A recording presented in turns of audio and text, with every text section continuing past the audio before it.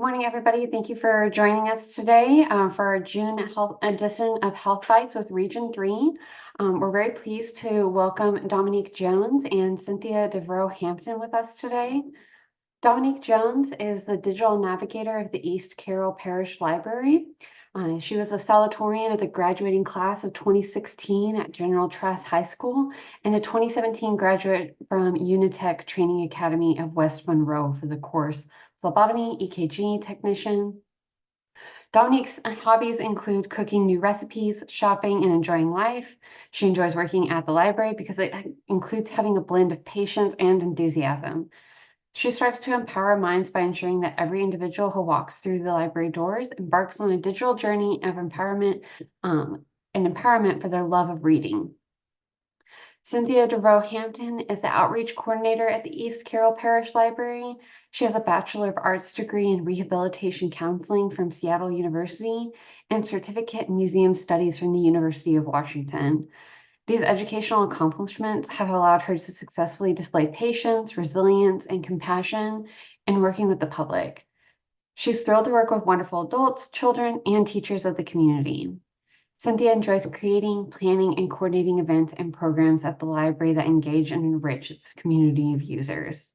So in today's Health Bites, our speakers will give a presentation on digital literacy in a rural community.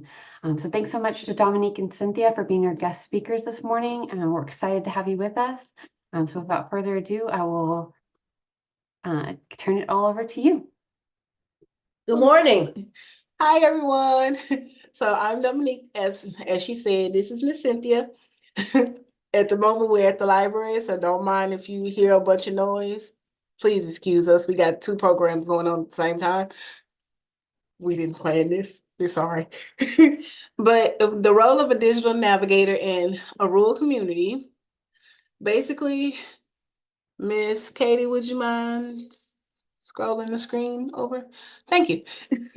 We're crucial in the rural community by, how would I say, we not only empower people, but we teach them how to actually use digital resources, not only just a computer, but most of the times your phone, your laptop, tablets. I didn't see Kindles.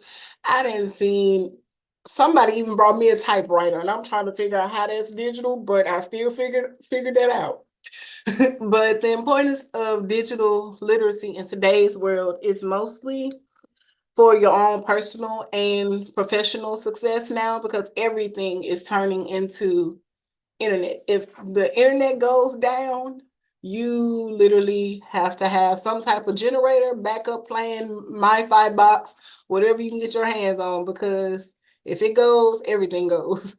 So with that being said, working from home is a good part of it now. Most people, due to COVID, don't like being, how would I say, not necessarily around people, but they're more standoffish on where they don't want to get sick again. Most people have that fear now. So a lot of people are choosing to work from home or just retire and find a new hobby, which tends to be digital wise. Some people like social media, where now everything is at the touch of your fingers. They don't know how to do it anymore. So they come see me. Or now you have TikTok and Snapchat and Instagram. They want to learn how to create their own content, maybe for their business or for their online boutique or anything of that nature. Then you have your online banking. Most people prefer not to deal with the bank teller because they can just read it themselves and do it. Some people are very independent that way. Your healthcare, like most doctors now, they give you a portal. They don't necessarily just give you all that paperwork unless you ask for it.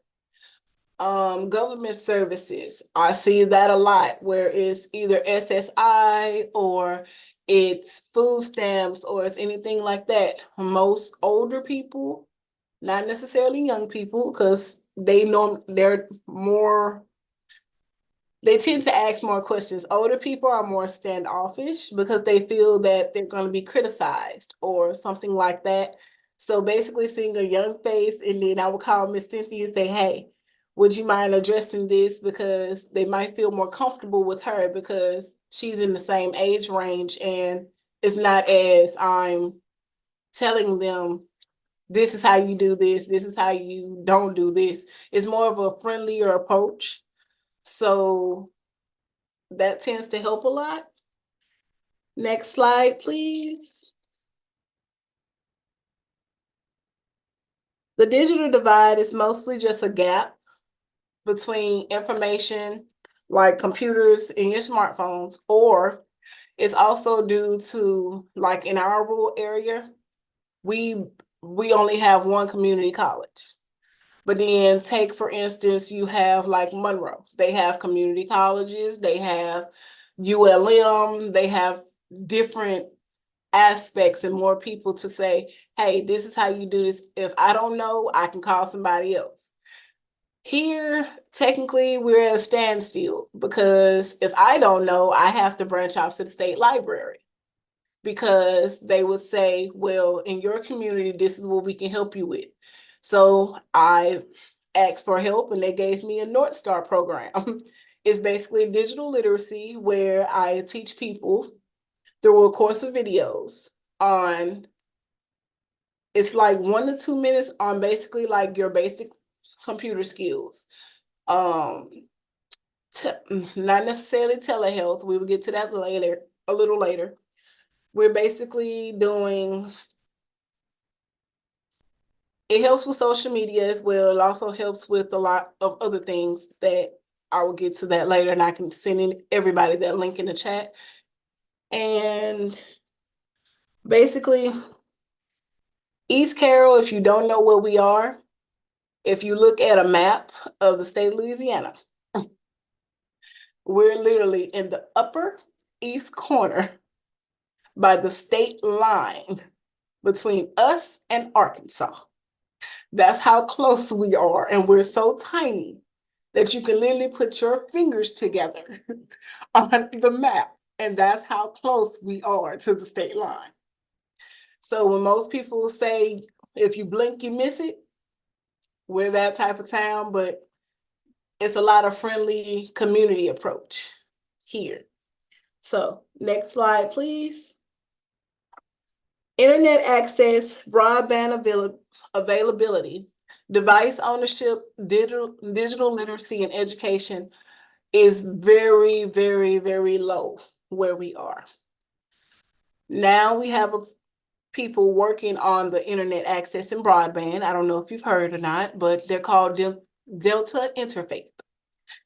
They've been working very hard to get us some actual internet that works in our town. So 40% of our households in East Carroll lack, and I do mean lack, high-speed internet because we're mostly farmland here. Only 60% of the population has access to that internet. Now, with that being said, most people that remotely work from home, they literally come to the library because we have better internet than they do at home.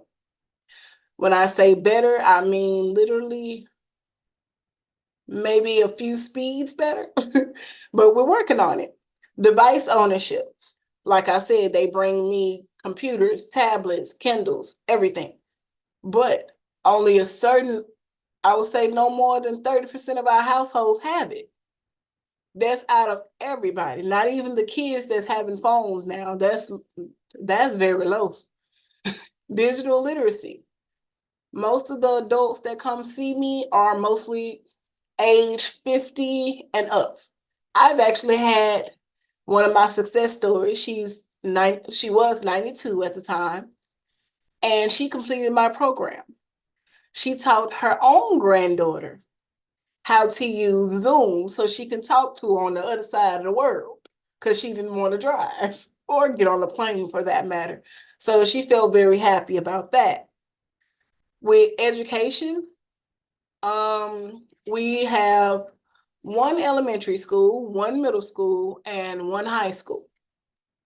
They're working very hard to literally, I wouldn't say get them up and running, but since COVID has happened, most of the children now have Chromebooks available where they take home. But they mostly come to the library due to them not having internet. So that becomes a problem with them doing their homework or not necessarily doing other projects for like colleges and filling out applications for ASVAB and stuff of that nature. The education here is slim, but it's very promising. Next slide. A little bit about me per se. Basically, I'm the individual that most people come to for, like I said, not only their devices, digital skills. I interact with most people that come through these doors. They so used to seeing my smile, they don't even want to deal with anybody else. And I'm like, we all know the same thing. So with that being said, they visit me not only to help with information, technical support, digital skills. Sometimes they just come to hear some encouragement, say, hey, I did that. Did I do this correctly? And I'm like, yeah, you did. Yay. And I raise my invisible pom-poms and we just having a good time. Next slide. The roles for me, basically, when they come through the door, I ask them what they need. That's assessing their needs. So I start by asking them deliberately, what are your goals are for what you're trying to accomplish? What are some things that you do not understand? And what are some things you understand about this project? Or I ask them to walk me through it to see what they don't understand. I also provide them support and training if they need so by involving their level of understanding, because not everyone learns the same way. Some people may learn by looking at it. Some people may learn by listening to me. Some people need both. So sometimes I will actually have to say, hey, we can sit down when you have time and I can show you this or something of that nature. Navigating online resources. Most of them, I provide them with the online resources like our databases. We have a thing called Cloud Library, where most people use it to get their audiobooks instead of having to use Kindle, because our consortium is actually free. So they use Cloud Library like it's nobody's business. We also have our own digital archive on our website where they go in and they say, hey, I'm looking for this book. Any chance you guys might get this book? We might not have it, but we have a thing called Loan Shark where we actually get it from someone else. And we would tell them, hey, this is the ebook from them. This is how long you can have it. This is how long you can use it. So that's a good thing with navigating online resources, because they don't necessarily have to leave their home. They can just call us and ask us. Promoting digital literacy, I post flyers everywhere. And I try to teach them about online safety, because some people, they will take advantage of our older community, our older people in our community, because yes, they may be trying to catch on, but some people will try to take advantage of them by saying, hey, this is the new thing. This is from Amazon. Your daughter sent you this. And 9 times out of 10, they didn't give them that information, so they think it's okay. And I would tell them, no, did you ask specific questions? Did they give you your social security number? Did they ask you when did you apply for that? Did they ask you did you ask any kind of questions for that? 9 times out of 10, they say no, and they're scared out of their minds. But then I would assist them with going through that role on how to protect their information, and not only I wouldn't necessarily say try to stop the problem. I will give them information on who to contact to stop that problem. Now, addressing digital inequities, I'm sorry. They play a crucial role by advocating for broadband and for also giving us digital devices and technical support. So we have a program, well, not program, but grant through Verizon, where they give us 5 hotspots. that we can check out to our patrons. And they have fell in love with it. They can take it home for a week. They can do whatever they need to do. And then they bring it back and like, hey, such and such would like to use it. Can they use it? But then you have to have certain requirements. You have to be a patron at the library.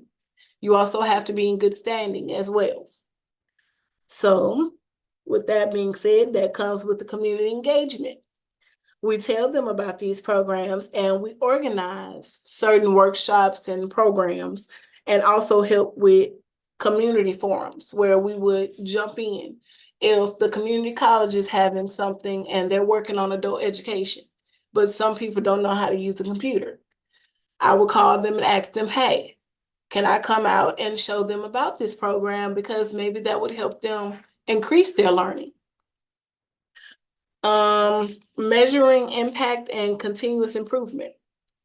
Me, myself personally, I think everyone is doing great because they're willing to try. Now, to evaluate their skills when they do start the program, I track their progress by the software that's on the computer. With the administrative part of it, I can see how many times they've taken it, what their downfall is, and then instead of having a strict class for everyone, it's individual based. I can say, hey, you didn't excel on this in Excel, but you passed the rest of the course. Why was this difficult for you? Is it because of the way it was worded? Or do you need more support in figuring out where all the buttons are? Because on different screens and tablets, computers, and phones, they're different on the format. So it may not look the same. So some people have difficulty determining which ones that's actually appropriate for them. Older people need a bigger screen. They prefer to use a computer. Gen Zs, they prefer to use their phone. It's easier. They know how to navigate it better. The middle generation, they're more of just hand it here, I can figure it out. And I'm like, I hope so. But if you need help, I'm here. So basically, we serve as the catalyst for our community. We help empower them through digital skills. And we also encourage them to not only, what's the right word, Miss Cynthia? We encourage them to do better things on the internet and not just protect themselves, but also have fun as well. The internet is not just something that they can run wild with, but take care of yourself and protect yourself too.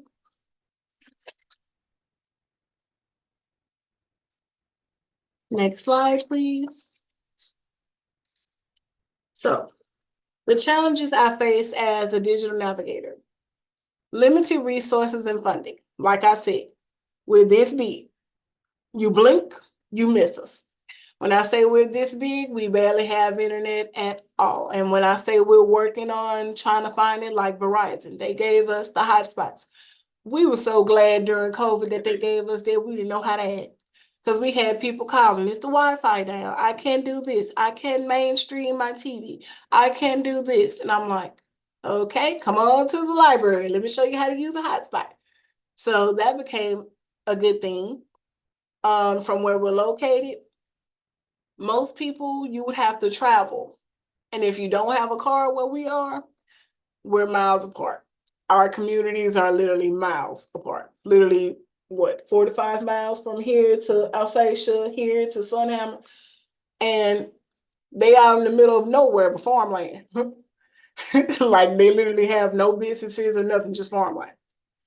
So with that being said, we also have a cultural barrier.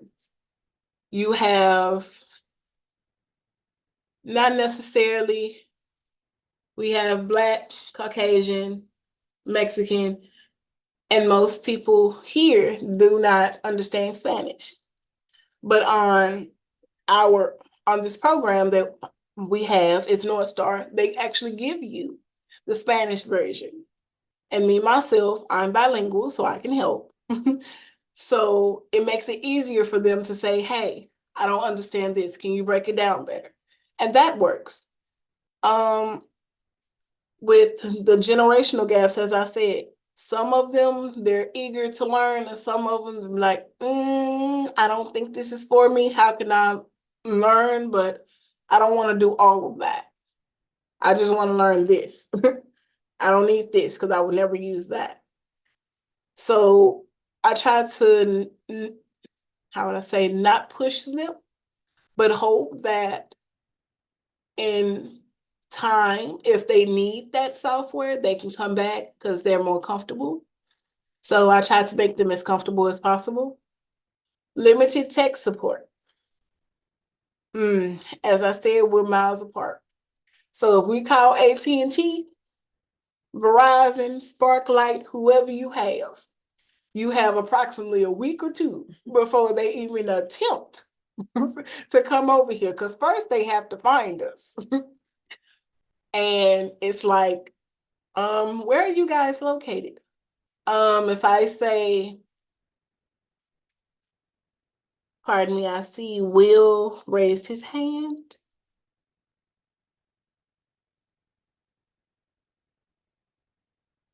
How can I answer that question? That's question one. Miss Katie? Will, are you able to type your answer or your question into the Q&A or even into Oh, the he said chat? he didn't mean to. Oh, okay, okay. No problem. Believe me, I'm a sweetheart. You can stop me as much as you like. I wouldn't bother. But like I said, the internet personnel, it takes them a while to get to us. And they will literally call us and say, hey, how far are you from Monroe? Monroe is an hour and 30 minutes from us. How far are you from Tallulah? 45 minutes. Go east, not west. Because if you go west, you go into Mississippi. You have to go east to get to us. Now, bridging our digital divide, next slide, please, would be improving our broadband structure, would be to expanding our coverage, which we desperately need. We would have to invest in a fiber optic network.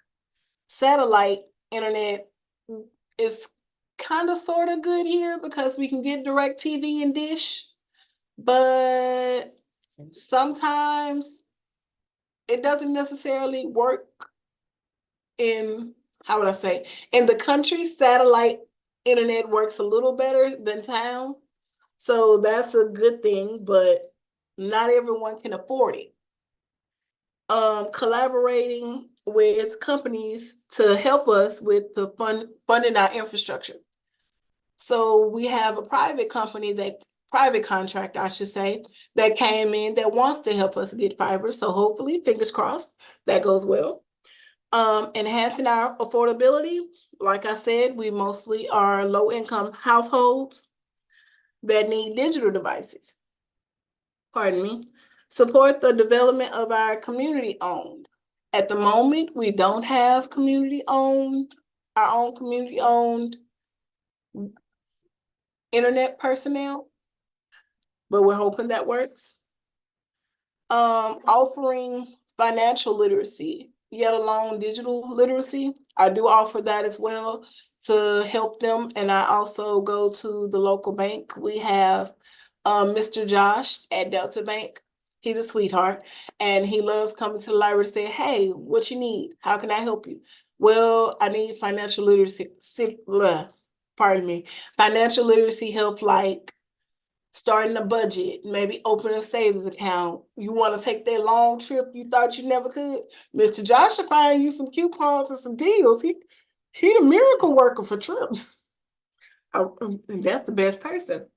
Encouraging mobile connectivity would be expanding our coverage. Sometimes we get 4G here. Sometimes, depending on the company you with, if you travel toward the country, you might get 5G, but then you might get a dead zone. So it's kind of iffy. So if we, like I said, improve that broadband structure, number 4 would not be as hard. 5, community engagement. Most of the community themselves, if I'm not available, I can honestly say our patrons, they try to help each other as much as they can, and I love it for them. And sometimes they feel a lot more comfortable, as I said, with someone their own age trying to help them that knows what's going on. And Miss Cynthia, she's a great help with that. If I'm busy with like 4 or 5 people, she'll say, hey, I got this person, because this person needs a little extra attention. And I'm like, go for it. Yay. I'm glad they're willing to learn. Yay. So that's good for them. Stimulating our economic opportunities. Our job market here is very slim due to us not having these things with the broadband structure, because most people now, they like to work from home, as I said, like with Amazon and with different hospitals and everything of that nature. They tend to come to the library and check out a MiFi box and then go home. It makes it easier for them to not only have that quiet time, but also get their work done at a decent time. So they're not up at 3 or 4 o'clock in the morning because they finally got decent service. So that's a plus. Well, that's one thing that they're working on. Supporting digital healthcare. As I said, most doctors are putting everything on a portal. They refuse to try to pile you down with paperwork now, unless you ask for it. So with that being said, we also have telehealth at the library. So the doctor would send our director the information, and then we would process that information, give them the Zoom link if they know how to use it, or they come a day before and I show them how to use it. And they would go in the room and have their own, how would I say, virtual doctor visit, basically. So advocating for the policy, thank you. Basically, we're trying to encourage our, not only taxpayers, but our policymakers on helping us improve the broadband structure, because it'll be beneficial for them as well. They don't necessarily have to pile on paperwork for city hall and the police jury and all of this. They don't basically, we can recycle more than trying to cut trees. Yes, we're farmland, but we're trying to save the world. We're trying to save the earth here. We're surrounded by a lake, and we're trying to keep the fish. We love the fish. Fish fries in the summertime is the thing right now.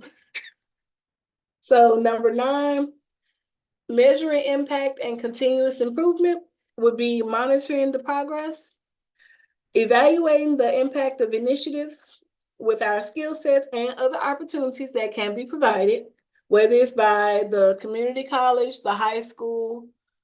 We also get, as I said, from opportunities from Delta Interfaith. They mostly try to encourage people to sign up to teach them, not only go door to door, but also teach them on how to engage with not only the community, but also engage with other businesses. Because some businesses are more lenient to say, hey, I'll help by donating maybe this much to get more hotspots. Or if I'm somewhere and they have them on sale, we've had a couple people that actually tried to donate some, and we're like, great, yay. Now please tell your friends that this is desperately needed, please.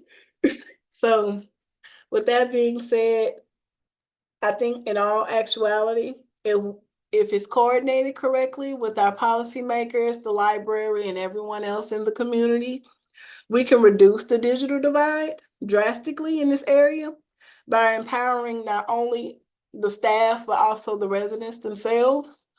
And they would keep coming back for that digital skill help and create more opportunities in this town. And we will flourish in a better atmosphere. with everyone's help. Next slide, please. Baby steps. As I said, we are now offering the telehealth pilot, basically the telehealth program. It's basically a digital doctor visit, and in our community is very beneficial because you don't necessarily have to get up and travel 4 to 5 hours just to go see your doctor and come home on those 4 to 5 hours again. So that's great for them.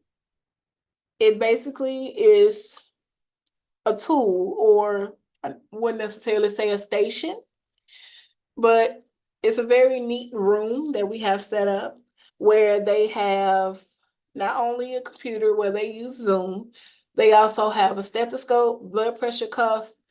They have other devices that they can use as well.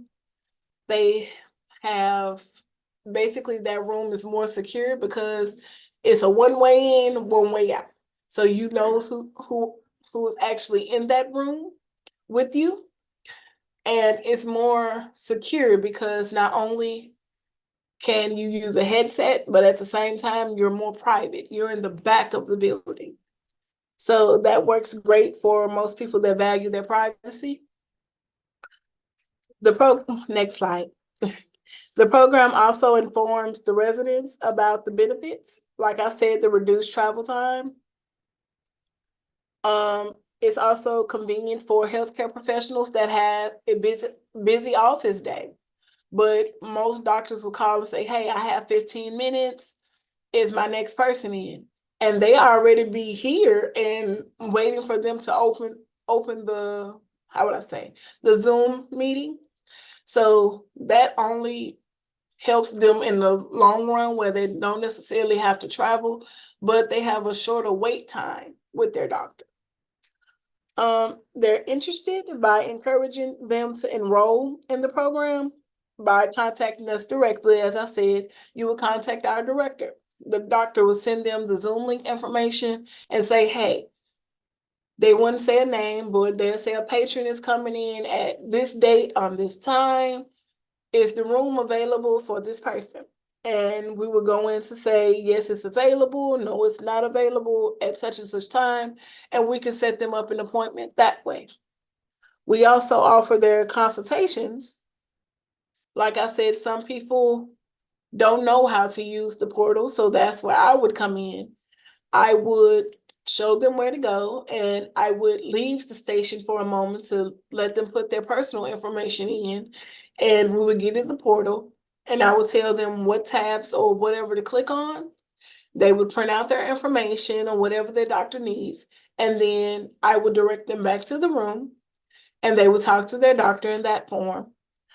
Also, monitoring the room is very easy, so to say, because we only do one at a time. It's not mostly 4 or 5 people in the room listening to each other. So a lot of people feel more comfortable and more secure with that.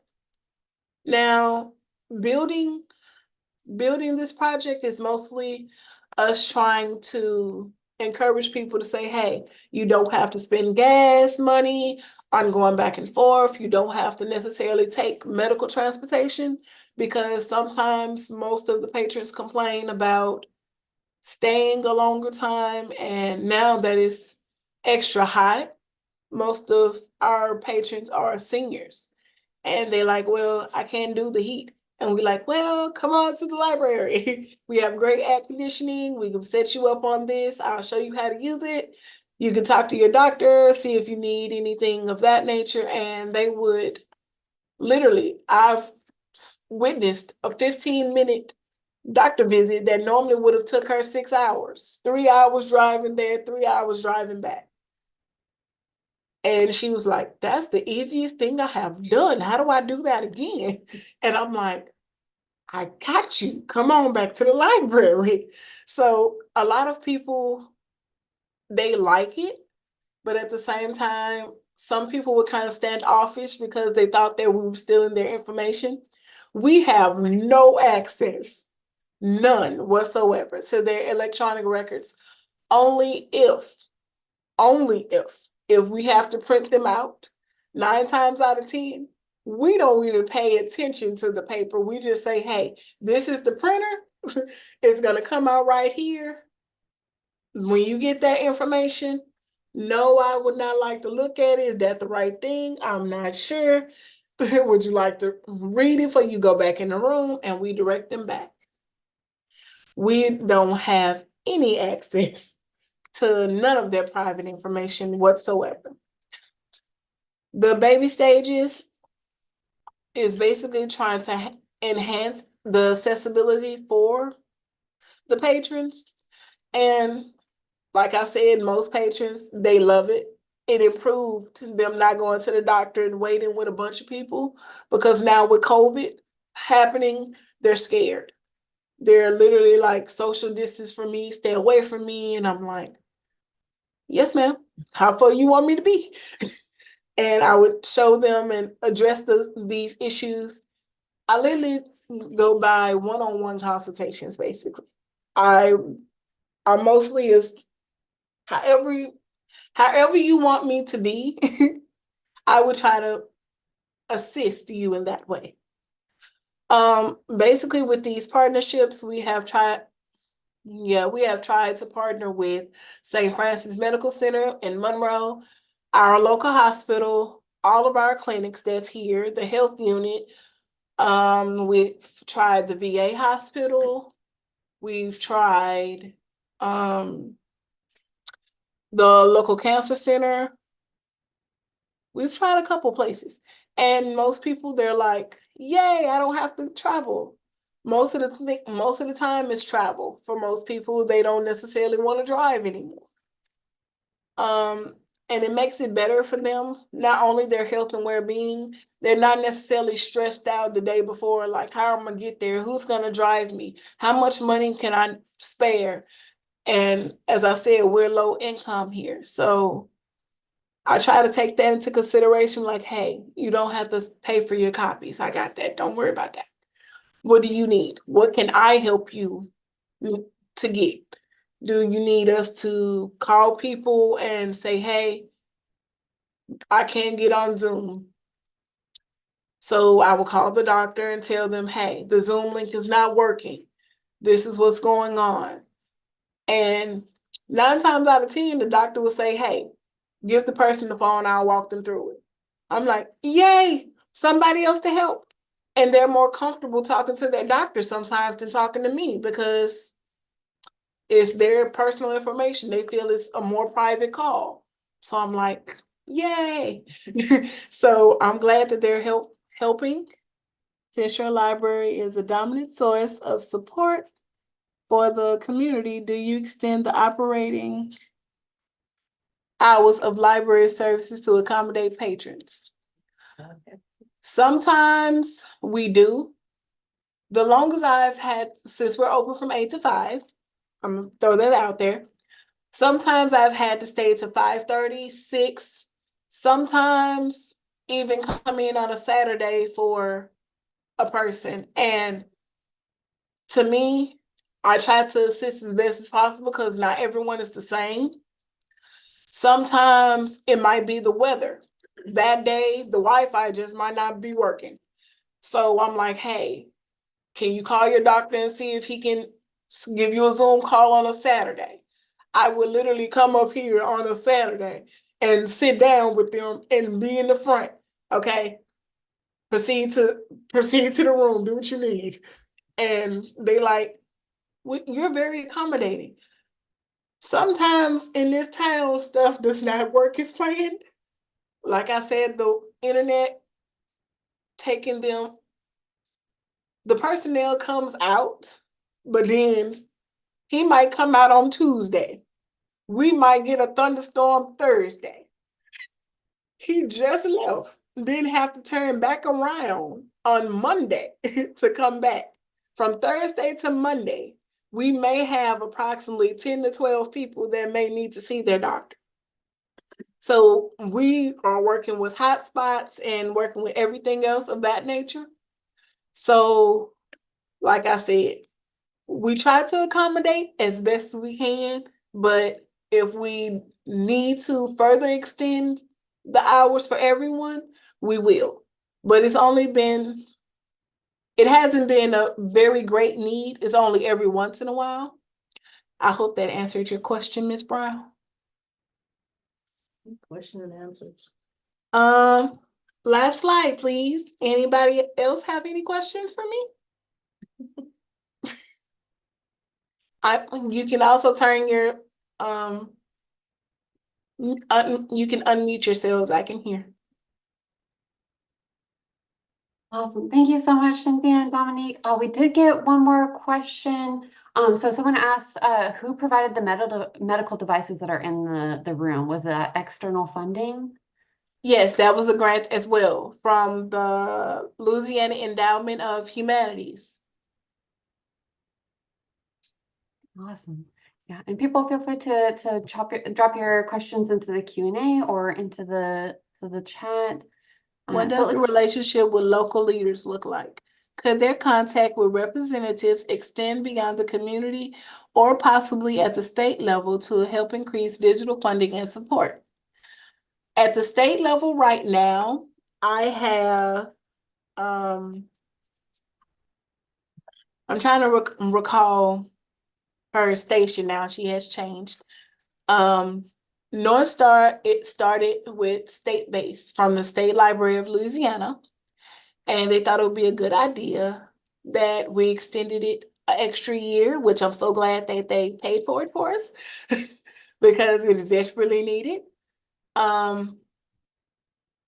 With our local leaders, most of our local leaders, they're more, I wouldn't necessarily say busy. I would say they don't necessarily think it's a need until they need to call me and say, hey, my Wi-Fi is down. How can I work this? What do I need for this? How is this? And I'm like, let me show you how to use your phone because your data still work. Let me show you how to share this with your colleagues and this. I've had to try to use the Google apps, like Google Sheets, Google Docs, and now they in love with it. They don't even want to do it on the computer anymore. And well, Miss Cynthia just informed me about something. Some of our local leaders actually, they used our hotspots when the internet is down, and they actually want to we're encouraging some of them to actually donate some if they can possibly have any to spare. Yes, I am, Miss Martin. Thank you. Oh, thank you. You're so sweet. See, Miss Sherry, I might have to come see you because I actually went to college in Shreveport. And their library is lovely. I might have to come down there. We got to take a Shreveport trip. Do you ever come up to New England?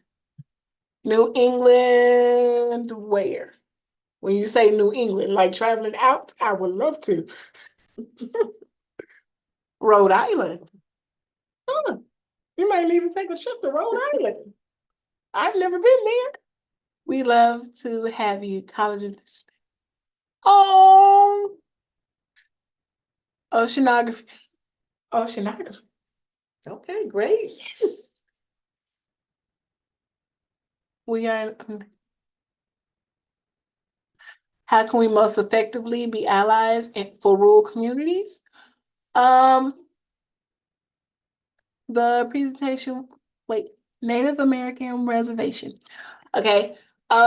We also have, I don't think I've mentioned, Poverty Point started off as, it's a state park that we have. Is it still considered a state park? I think so. Because it's between East Carroll and West Carroll. And it's, wait, whew, you love us.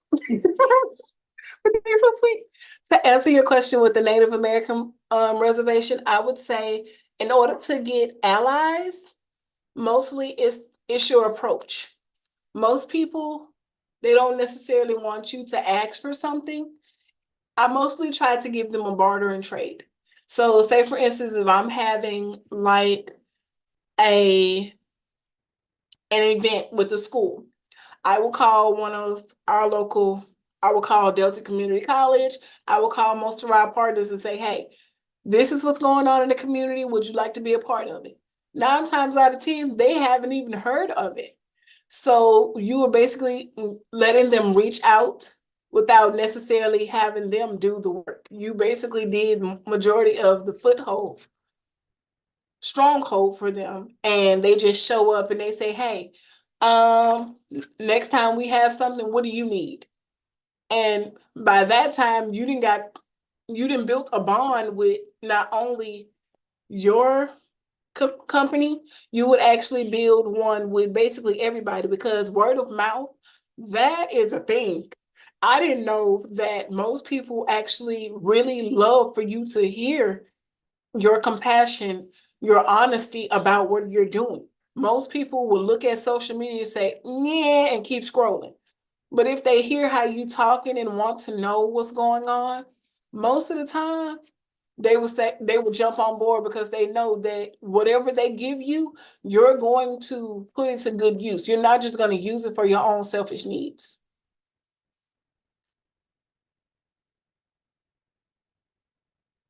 Well, thank you, Ms. Height. I think I'm saying that right. And with telehealth, it's still a baby at the moment. It's my baby at the moment, but we're working on it. Thank you so much from Dardanelle, Arkansas. I want to know where this is. Let's Cynthia, write that down. Dardanelle. Might have to go up there. Dardanelle. Okay. Arkansas. We would love to get these programs started here. I'm gonna have to see if Miss Okay. see if we can get, it's Tiffany Bowler. FOWLER. Okay. See if we have any more questions. American Heart Association gave us blood pressure cuffs for us to put in circulation, plus be available for our telehealth kiosk. Oh, wow, that's great. Okay. Just ask your local association, AHA. Didn't we just get our CPR license from there? Mhm. Okay. Halfway between Little Rock and Fort Smith. Okay. That's what Dardanelle is, on the Arkansas River. Any more questions?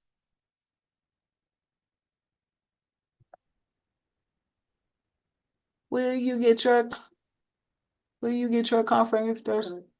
Contact information. Okay, give me one moment. Doop, doop, doop, doop, doop. Cause I forgot to put my confirmation, my contact information. I'm so sorry. Oop, it still didn't do it. Sherry also asked, can you provide a slide deck for today's presentation? Yes. Yeah, Bailey just dropped the link to the slide deck in the chat for people too. Doop, doop, doop, doop, doop, doop, doop, doop, doop, doop. Every time I hit enter, it decides to go somewhere. So I'm just gonna do this. Email address. Whoop.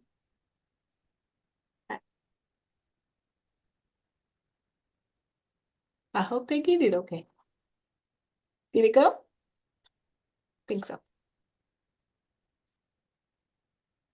And Miss Sherry, they will be sending out the presentations. Scrolling down.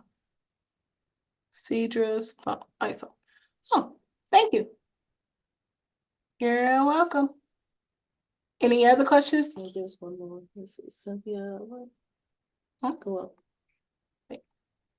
I think you got all of them. I've been trying to scroll through to check, but yeah, I think we got all of them. And Dominique and Cynthia, I want to thank you again so much for your presentation. Coming from somewhere that's much more urban and much more connected, it's easy to take for granted, having an internet connection, but it really is so essential to these communities. And it was great to hear how a rural community like this can come together and really help the people in their area. So I want to thank you for that. Thank you, guys. Thank you. Hope you have a great day.